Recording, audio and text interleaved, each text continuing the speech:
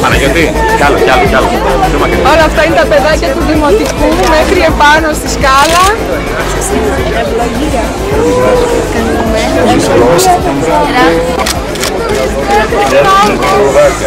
Λουδάκια πού? Χρήση.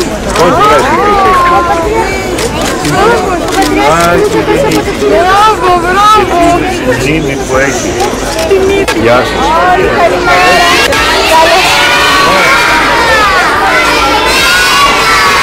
Καλώς ήρθατε Παναγιώτατε. Σας αγαπούμε πάρα πολύ. Και εμείς. Έτσι, δυνατά. Όλο που σας ξυπνεί. Γεια σας και χαρά σας. Μικρά τα φέρνετε. Γεια σας και χαρά σας. Καλημέρα σας παιδιά, γεια σας. Νους υγιής, εν σώματι υγιής. Καλή δύναμη. Εδώ είναι τα αθλητικά μας τμήματα. Έχουμε εξαιρετική ομάδα μπάσκετ, 3 φορές παγκόσμιο πρωτάθλημα. Έχουμε πάρει στο Ισραήλ και στην Κωνσταντινούπολη και στην Πολωνία. Και στην Κωνσταντινούπολη, βέβαια, ναι. Ήμασταν με την Τουρκία, πάντοτε οι καλύτερες ομάδες. Καταλήξαμε σε παγκόσμιο. Μπάσκετ και τι άλλο είναι. Εδώ είναι μπάσκετ, ποδόσφαιρο, έχουμε επιδημίες όλων των τύπων. Έχουμε βόλεϊ,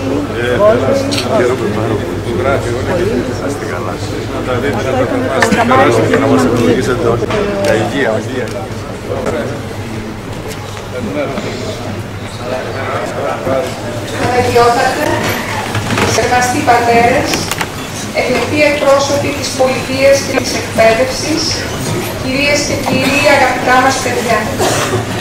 Σας ευχαριστούμε που τιμάτε με την παρουσία σας στη σημερινή γιορτή μας. Η επίσκεψη της αυτού Θεοτάτης Παναγιώτητας του Οικουμενικού Πατριάρχη Κυρίου Βαρθολομαίου στα εκπαιδευτήρια Ευάγγελου Μαντουλίδη, με αφορμή τον εορτασμό των 35 χρόνων λειτουργίας τους και προσφορά στην παιδεία και τον πολιτισμό, δεν θα μπορούσε παρά να είναι μια γιορτή χαράς και αγάπης, γεμάτη από νιάτα, αθωότητα, ελπίδα, πίστη και αισιοδοξία. Παναγιώτατε, καλωσορίσατε στη γιορτή των εκπαιδευτηρίων ενός μεγάλου δασκάλου και οραματιστή του Ευάγγελου Μαντουλίδη. Εικονεσπότε σήμερα οι μαθητές μας και οι εκπαιδευτικοί από τον παιδικό σταθμό μέχρι το Λύκειο. Φιλοξενούμενοι οι μαθητές του σχολείου σας, του αγαπημένου ζωγραφείου, που ήρθαν ειδικά για σας από την πόλη και υψηλώς προσκεκλημένος η Παναγιώτητά σας. Ευχόμαστε, Παναγιώτατε, η ευλογία σας να γίνει συνοδοιπόρος μας και το φως της χάρης σας να φωτίζει κάθε μας βήμα και να συμβάλλει στη χρηστή διαπαιδαγώγηση των νέων, στη διάπλαση ορθών και δίκαιων χαρακτήρων και κυρίως στο φωτεινό τους χαμόγελο. Πολλά τα έτη σας, Παναγιώτατε. Στο σημείο αυτό θα παρακαλούσα την κυρία Κατερίνη Μαντουλίδου να προσέλθει στο βήμα.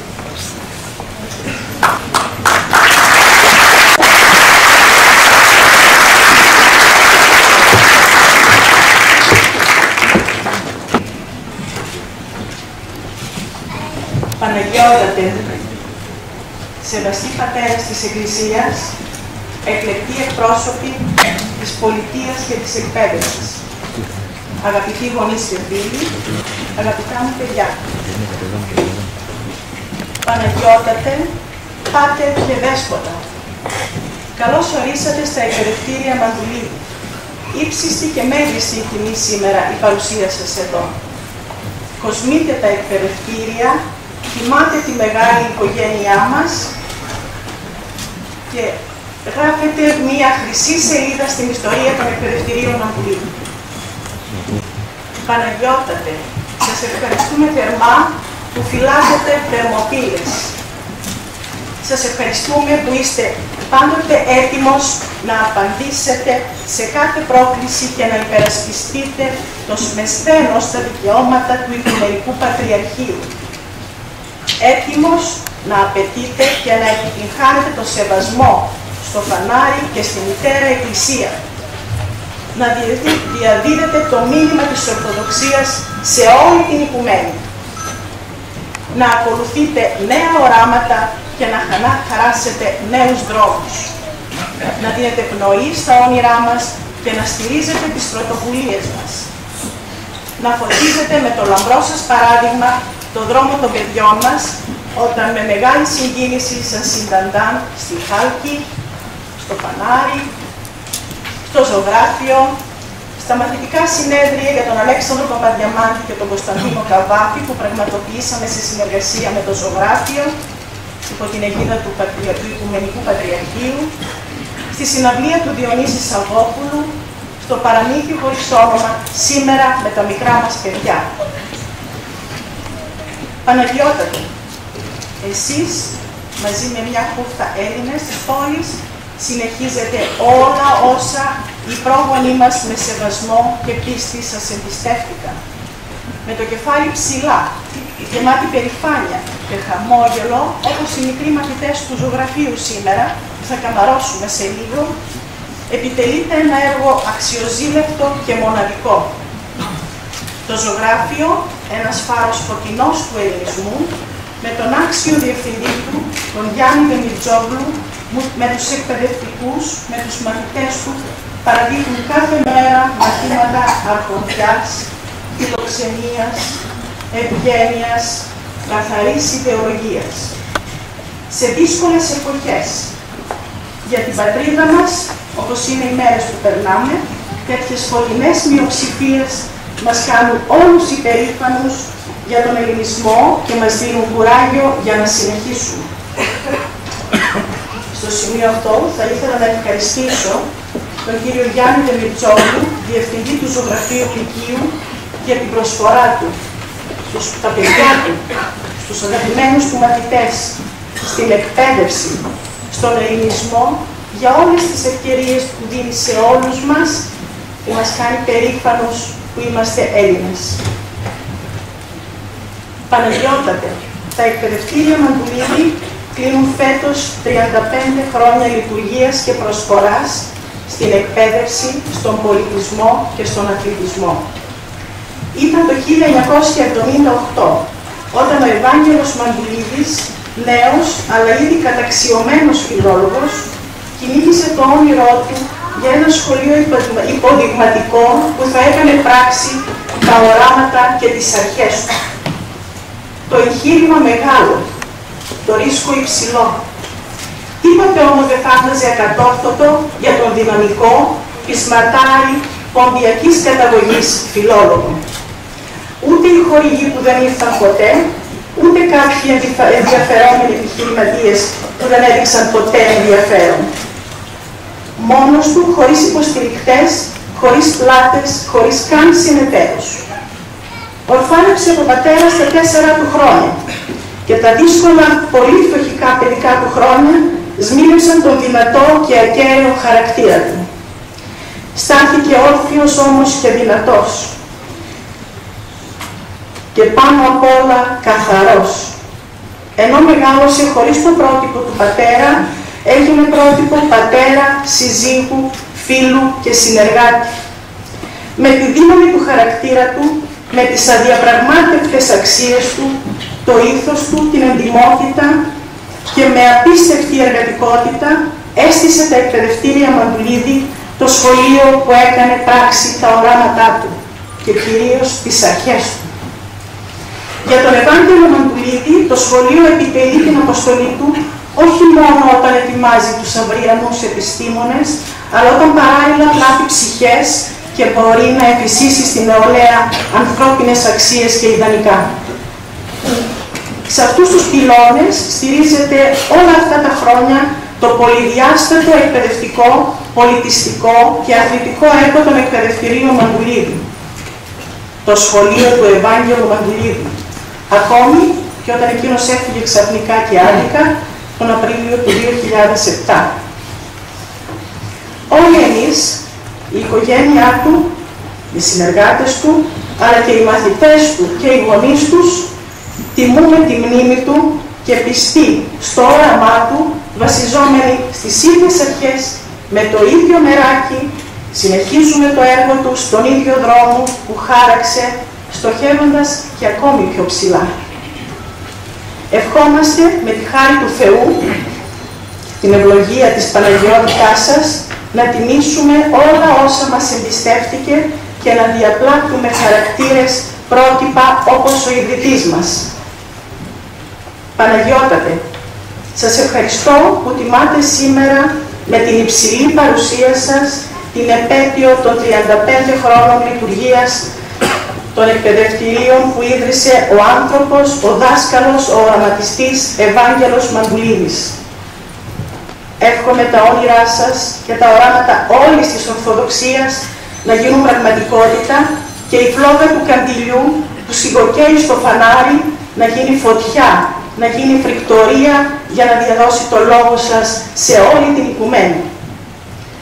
Θα σας παρακαλούσα να προσέλθετε στο βήμα για να σας επιδώσω ένα μικρό ενθύμιο της επίσκεψής σας από τα εκπαιδευτήρια, μια ελάχιστη έκφραση τιμής και ευχαριστίας.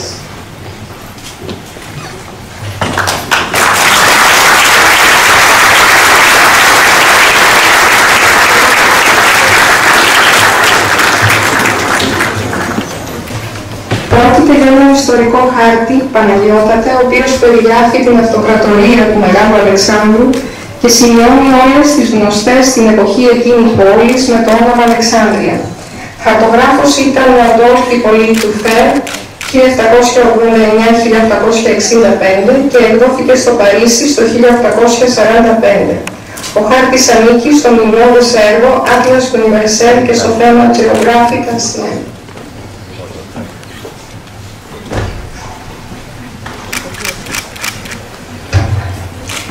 Οι μαθητές μας, Παναγιώτατε, με αφορμή την επίσκεψή σας, συγκέντρωσαν βιβλία και χρήματα για το σχολείο της Σύμβρου, που ξανά άνοιξε μισό αιώνα περίπου μετά. Θα παρακαλούσα τον πατέρα Κέρπη και τους εκπροσώπους της ομάδας του εθελοντισμού να προσέλθουν στο βήμα για να σας επιδώσουν το χρηματικό ποσό. Τα βιβλία που συγκεντρώθηκαν θα αποσταλούν για τη βιβλιοθήκη του σχολείου. Το πρώτο κουδούνι χτύπησε το Σεπτέμβριο η Παναγιώτητά σας, 49 χρόνια μετά, και ήχησε σε όλη την οικουμένη ο λόγος σας. Η Ήμβρος έχει μέλλον.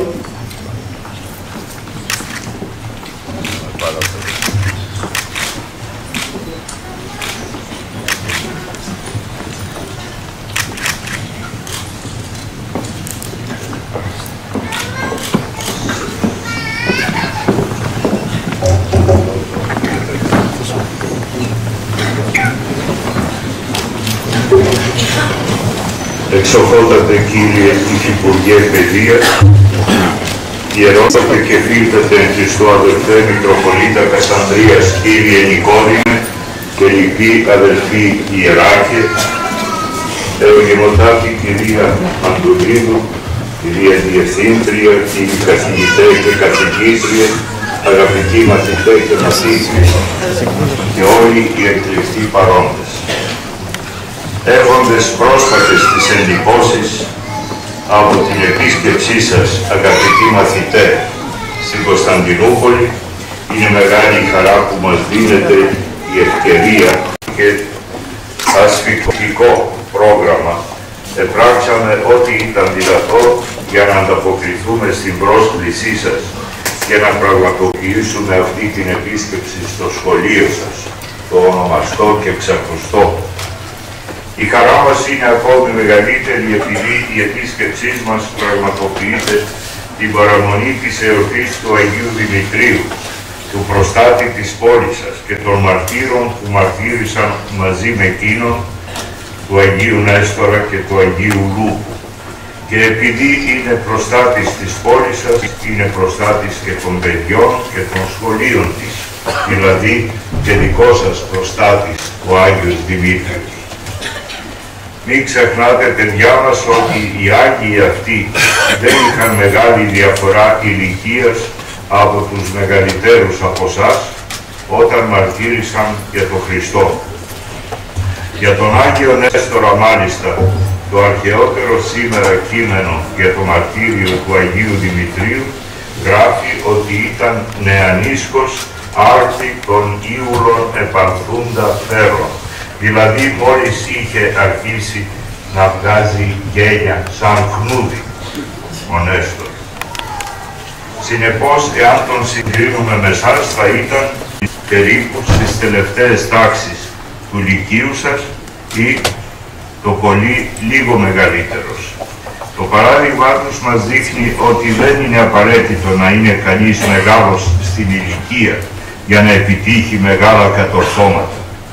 Αρκεί να έχει πίστη στον Χριστό και τότε μπορεί να κάνει θαύματα.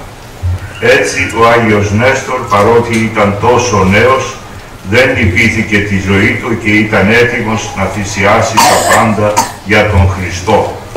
Αυτό το πράγμα τον έκανε ατρόμητο. Όρμησε μέσα στο αμφιθέατρο χωρίς να φοβηθεί τον γίγαντα Λιαίο και τον αυτοκράτορα Μαξιμιανό. Αρνήθηκε τα χρήματα που του πρότεινε ο αυτοκράτορας για να μην μονομαχήσει με τον Λιαίο και χάσει, όπως πίστευε, άδικα την ζωή του. Κατάφερε με τη βοήθεια του Θεού και τις προσευχές του Αγίου Δημητρίου να πετύχει αυτό που φαινόταν ακατόρθωτο. Έτσι και εσείς στη ζωή σας να έχετε εμπιστοσύνη στην δύναμη του Θεού και στην πρόνοια του Θεού, να τον επικαλείστε και να μην φοβείστε εμπόδια και δυσκολίες. Ακόμη και ένα μικρό παιδί μπορεί να κάνει θαύματα. Κατά τον ίδιο τρόπο και οι Έλληνες, πριν 75 περίπου χρόνια, ενώ μπορούσαν να αφήσουν τον εχθρό να περάσει και να έχουν καλύτερη μεταχείριση, προτίμησαν την ελευθερία και την δικαιοσύνη. Για αυτά τα δύο πράγματα πέθαναν πολλοί από αυτούς επάνω στα χιονισμένα βουνά της Αλβανίας και αυτές τις μέρες τιμούμε τον ηρωισμό του. Έτσι λοιπόν και εσείς που αποτελείτε την χρυσή ελπίδα της Θεσσαλονίκης και της πατρίδας σας, εκμεταλλευτείτε αυτόν τον χρόνο που σας έδωσε ο Θεός κοντά στους καλούς δασκάλους σας. Όχι μόνο για να πάρετε όσο το δυνατόν περισσότερες γνώσεις απαραίτητες για την μετέπειτα ζωή σας, αλλά κυρίως για να θέσετε γερά θεμέλια ώστε να επιτύχετε στην πνευματική σας ζωή. Διότι αυτό που έχει μεγαλύτερη σημασία από όλα σε αυτόν τον κόσμο δεν είναι ούτε η δύναμη, ούτε η ομορφιά, ούτε οι επιτυχίες, ούτε οι πρωτιές, ούτε τα χρήματα, ούτε η δόξα, αλλά η ψυχή μας. Είναι τόσο πολύτιμη ώστε αξίζει περισσότερο από όλον τον κόσμο. Ακόμη και αν κατακτήσετε τον κόσμο όλων, και πάλι δεν θα έχετε ανάπαυση εάν δεν φροντίσετε και την ψυχή σας.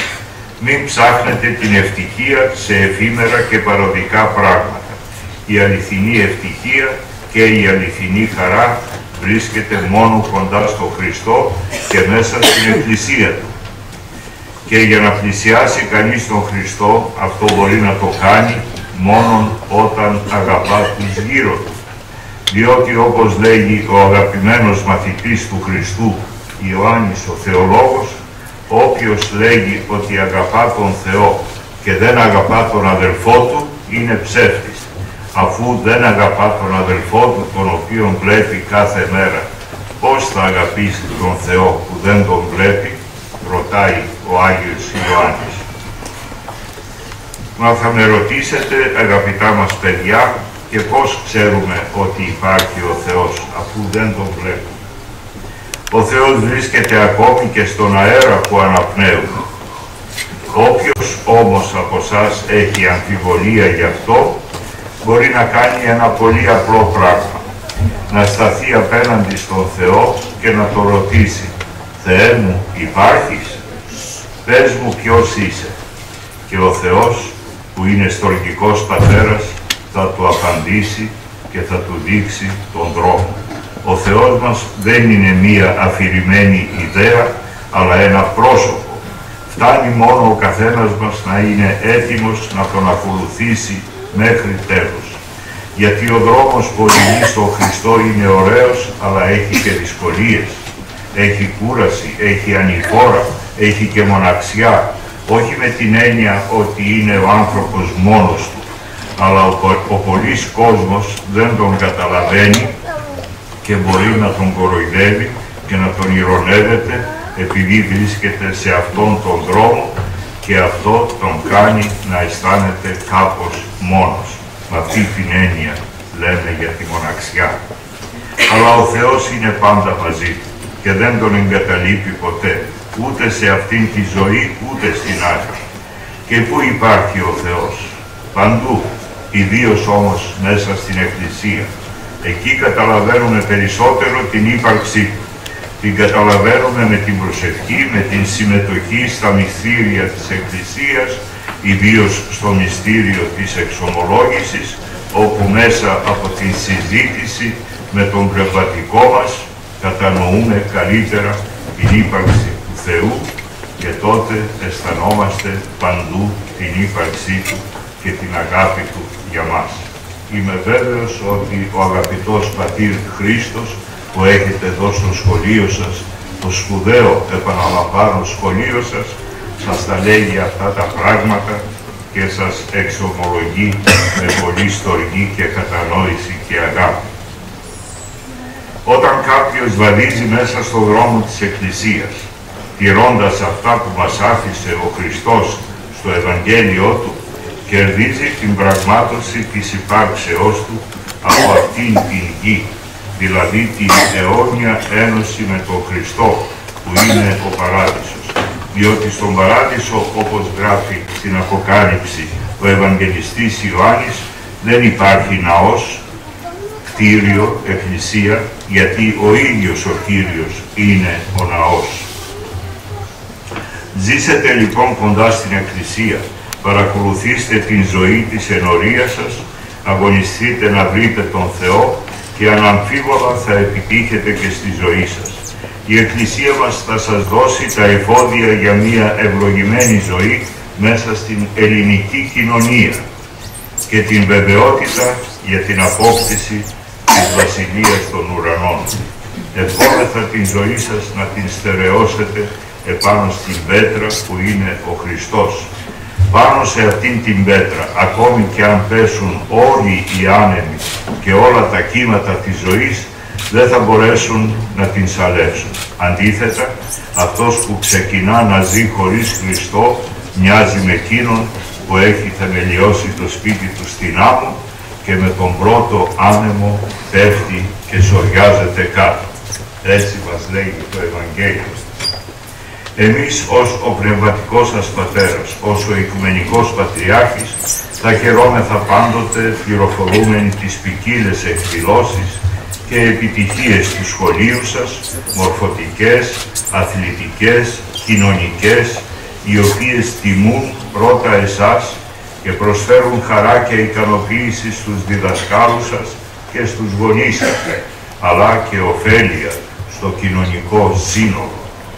Έτσι θα χαίρετε από τους ουρανούς και η ψυχή του μακαριστού ιδρυτή αυτών των σπουδαίων εκπαιδευτηρίων του Ευαγγέλου Μαντουλίδη, ο οποίος θα βλέπει το όραμα και το έργο του να αποδίδουν καρπούς καλούς και πολλούς.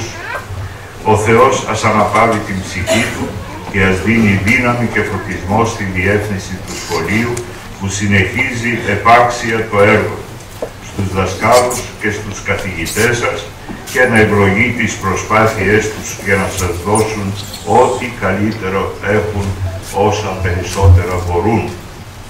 Εκφράζοντας και πάλι τη χαρά μας για αυτήν την επικοινωνία μας, θα σας περιμένουμε και πάλι όταν δοθεί η ευκαιρία να επισκεφτείτε την πόλη μας, να προσκυνήσετε τα Άγια της πίστης και του γένους μας και να γνωρίσετε όσοι δεν έχετε μέχρι τώρα πάει από κοντά τα σχολεία του Οικουμενικού Πατριαρχείου μας, το οποίο πάντοτε, έχοντας την φροντίδα και την αγάπη για σας τα παιδιά, φρόντιζε να ιδρύει και να συντηρεί με μοιρίους κόπους και θυσίες πρότυπα εκπαιδευτήρια, εκπαιδευτικά ιδρύματα και στην Κωνσταντινούπολη και στις διάφορες μητροπόλεις του εδώ στα Βαλκάνια, στη Μικρά Ασία, παντού όπου εκτινόταν η δικαιοδοσία. Θα σας περιμένουμε να οργανώσουμε μαζί την εκδήλωση για τον Σεφέρ. Δεν είναι αυτή τη φορά, μετά τον Παπαδιαμάντη και τον Καβάφη που είχαμε φέτος τον Απρίλιο, να οργανώσουμε την προαναγγελθήσα και προετοιμαζομένη εκδήλωση για τον μεγάλο Έλληνα νομπελίστα τον Σεφέρ. Σας ευχαριστούμε για τη φιλοξενία που προσφέρετε στα παιδιά του ζωγραφείου, με το οποίο σας συνδέουν αδελφικοί δεσμοί. Ιδιαιτέρως ευχαριστούμε την κυρία Άσπα Χασιώτη Ντεμιρτζόγλου, η οποία αποτελεί τον ζωντανό σύνδεσμο μεταξύ του σχολείου σας και του ζωγραφείου, αλλά και ολόκληρης της ομογένειας της πόλεως μας και της παιδείας της. Ο Θεός να σας ευλογεί, να σας φωτίζει και να σας αγιάζει. Τον δοξάζουμε και τον ευχαριστούμε για αυτή την όμορφη συνάντησή μας σήμερα το πρωί στο όνομά του. Τη συνάντησή μας εν το ονόματι του Κυρίου.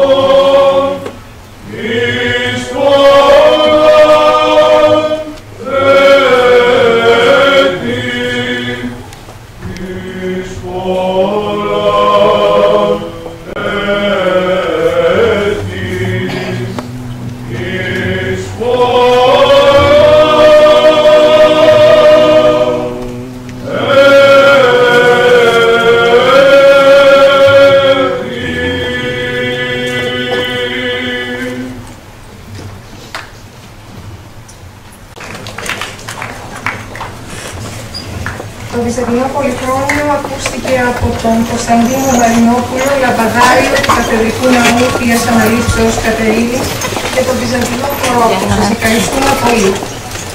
Και τώρα μια πόλη μαγική. Μια μουσικοθεατρική παράσταση βασισμένη σε ένα παραμύθι της Ελένης Πλειογόνου που γράφτηκε ειδικά για τους μαθητές του Ζωγραφείου, Λυκείου και των εκπαιδευτηρίων Μαντουλίδου. Ένα παραμύθι που μόνο τα παιδιά μπορούν να το κάνουν, να αποκτήσει γλώσσα και φωνή. Ένα παραμύθι που ταιριάζει όχι μόνο στα παιδιά, αλλά και στους μεγάλους. Θα ήθελα να αφιερώσουμε τη σημερινή παράσταση στον Διευθυντή του Ζωγραφείου, που θα ήθελε να είναι μαζί μας, είναι σίγουρα μαζί μας, αλλά για λόγους υγείας δεν μπορεί να είναι σήμερα εδώ. Θα ήθελα να αφιερώσουμε την παράσταση στο Γιάννη τον Ντεμιρτζόγλου και στα 19 χρόνια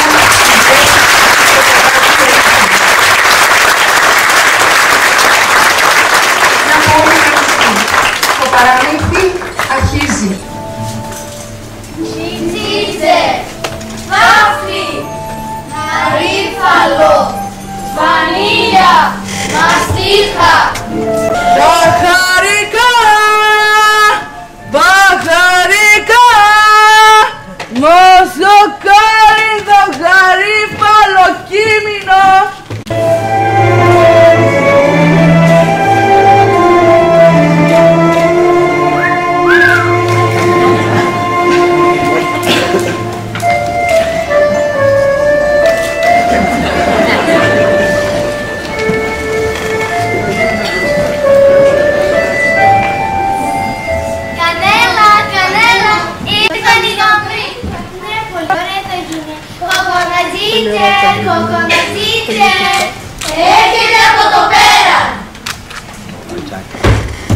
Γεια σας, γεια σας.